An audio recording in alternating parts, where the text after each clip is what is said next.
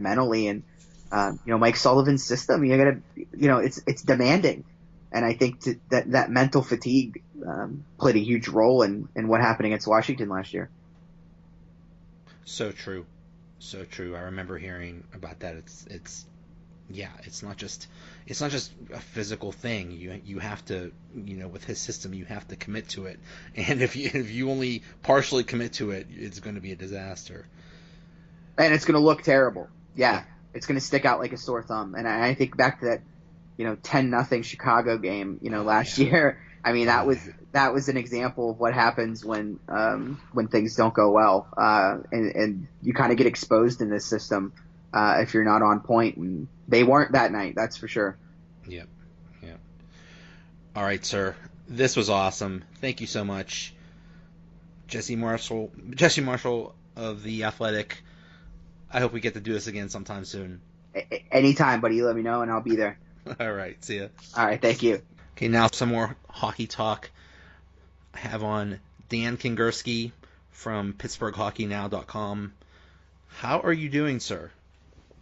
I'm doing well. Joey, by the way, you are a bag of donuts. What kind of donuts? I mean, we talking jellies? We talking sprinkles here? What do we got? If I were to pick my ideal donut, it would be the most chocolate ever. It would be a chocolate donut with chocolate frosting and chocolate sprinkles, and maybe throw some Oreo cookies on it, or maybe to me, the more chocolate, the better. That's what I like. All right, I'm with you on that. What's your ideal donut? No, you actually just described it. The Oreo might be a little much. I like a little bit of consistency. We'll go with the chocolate icing, chocolate sprinkles, and maybe, what else can they put chocolate on there? I don't know. If they have, hot fudge to drizzle on? You know what? They'll figure it out, because there are some pretty exotic donut combinations out there, so I've seen... Yeah, where's Peace, Love, and Little Donuts with this? The maple and bacon's pretty good, but I want, quadruple chocolate. I mean, come on, sponsors. It's right there. Anyway, so on PittsburghHockeyNow.com, you wrote a preview of the season, which I thought was phenomenal. It's very specific in terms of what you think will happen and what needs to happen for the team to be a success. Yeah, obviously preseason predictions, if you hit on a third of them, you've done pretty well. Life has a way of presenting itself in ways that no one expects, but I'm really bullish on the Penguins' outlook this season. I've just watching them in preseason and camp. They are the best team at this stage that they've been since, let's call it 2009. Because in 2015-16, that was still a Mike Johnston training camp, and it was, it wasn't what it is. And even 2017, their legs were tired, and there was still a bit of a hangover. Last year, obviously, the hangover was triple. This year, there is an aggression and an excitement in the room, plus just a boatload of talent. To have three deep centers and Brassard playing as well as he is, embracing the aggressiveness of the Penguins, and I really think that's what's going to separate them. Obviously Crosby and Malkin are almost givens and constants, but Derek Brassard's talent and ability to create a dynamic third line that's both defensively responsible and offensively productive sets them apart from 29 or 30 other teams. Look for him to, put 50 points on the board, minimum, and even more when Phil Kessel and Evgeny Malkin kind of screw up their chance to play together and they drop Phil down to the line. Which is what Sullivan wants all along anyway. Well, I don't think it's necessarily what Sullivan wants. If Malkin and Kessel click, he'll ride that until the cows come home. The reality is their styles don't mesh They're two guys who want to play together because it's fun. I don't know that it's the best for the team. Is it they don't mesh because it seems like Malkin will constantly look to pass to Phil and let Phil take the shot, and when Phil isn't on Malkin's line, then Malkin is more dominant and takes a shot on his own?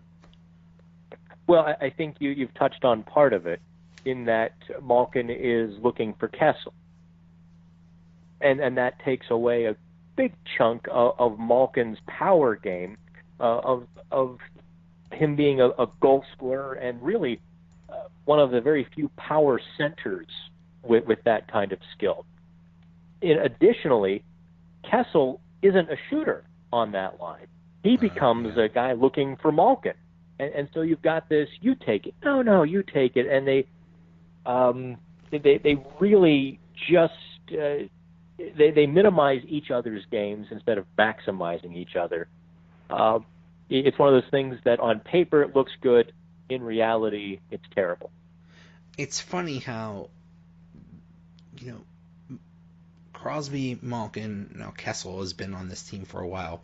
They've played together so many years, but yet, there's very few times when they put Crosby and Malkin on the same line to, try to score a desperation goal or something like that. It never works out. And you think, these are two of the best players in the world. How can you not figure this out? You've been playing together for years now. Why is this hard? Just one of you says, okay, you be the shooter, you pass. Why can't it just be that easy? Yeah, it really hasn't worked, that two-headed monster, since kind of the mid-Dan Bilesma days, has it? And it's to the point now they don't even try it so much anymore. I don't recall the last time that it was a consistent. I mean, you see it at the end of periods. They'll kind of chuck those two out occasionally in the last 20 seconds if there's an offensive zone face-off. But, yeah, it's just I don't know. Hockey is such an ethereal, existential, sometimes emotional thing that applying logic just doesn't always work. Yeah. If you look at the team from a year ago, it was a bit of a mess. At least, with the third line center, fourth line center situation, and look at them. And their backup goaltender was a disaster. And look at them now. There are no holes in this team. They're loaded everywhere. And I think Zach Aston Reese could probably be a pretty good player in the NHL, and he can't even crack the lineup. Yeah, he's a third liner on more than half of the teams in the NHL. But I'll tell you what, to your point, I'm going to kind of toss this in there. I don't mean to be a negative Nelly. The Penguins are stacked. Backup goaltender, I like the Smith and Jari. Not the most experienced crew. Obviously, Jari is going to be a lot better sooner than later, or maybe just later. But goaltending is the one issue that is not a guarantee and a lock moving forward. There have been a lot of goaltenders, Joey, in the NHL who've had a great first couple years, and then you look at them 5 years down the road, and that they've kind of settled in to a different level, be it average, below average, or some of them stay at that elite level. Murray having the step back last year, a lot of extenuating circumstances, but it's not a given that he comes back to a 920, 925 save percentage this year. That's one thing to watch. The Penguins' defense is so much better this year, physical and defensive, whereas last year they were Swiss cheese, and they hung Murray out to dry with bad play, with turnovers, forwards not covering their detail. So being a Penguins goaltender was not necessarily a cushy job last year. So fixing all of that, which the Penguins appear to have done, Murray should rebound, but it's not a guarantee. you're right. He really is at a crossroads. You're right. There were so many circumstances that would lead to him having a bad year, and hopefully it was just a 1 year thing. But yeah, I mean, you could have a good couple years, and people say, well, anybody could have won those cups with those teams. I think that's not true. I think he did make some pretty big saves, but yeah, I mean, we're all assuming and hoping that he'll just bounce back to where he was, but you're right, that's not a given. Yeah, and I don't want to harp on that yet. I don't want to. I won't go as far as saying at the crossroads for him, but very soon it could be. If his progress is slow and he's at, like, let's say, I think in the preview I put that the watermark should be about a .918 save percentage, right? Yeah. Above that, he's doing well. Below that, you raise an eyebrow and say, is this the real Matt Murray? I think, if he's below that, next year becomes the real crossroad for him. But Jari isn't as close as I may have expected him to be. He's got a little bit of a ways to go yet. In the preseason, I saw Jari being small. He was playing small in preseason. When a goalie isn't confident, they're going down too early. They're using the butterfly as a crutch rather than getting big and taking that net away until they need the butterfly. And I saw a lot of that from Jari. It's a little weird because I think Jari was supposed to be the heir apparent and the one that was supposed to be the long-term solution, and then I'm not sure where Murray was supposed to be in that hierarchy, but whatever was supposed to happen with Jari, he was supposed to be better than this, or at least not the Smith kind of came out of nowhere, and he's the backup now, and I get them letting him stay in Wilkes-Barre and saying, okay, spend the whole year down there, don't just play a lot, play through it, and so hopefully Jari can be at least the long-term backup, or well, he's only 23, and don't let Matt Murray's ridiculous progress fool you. For a 23-year-old, Jari is about where he should be. You don't see a lot of young goaltenders in the NHL for a reason. The game is so complex and nuanced, and the shooters are so good at the NHL level that it really does take years, for most people anyway, to hone the craft where you're a confident, competent NHL goalie. And Jari actually was a competent NHL goalie last year, even if he lacked the stuff of a number one goalie. So he's, I wouldn't start writing him off for a couple of years yet.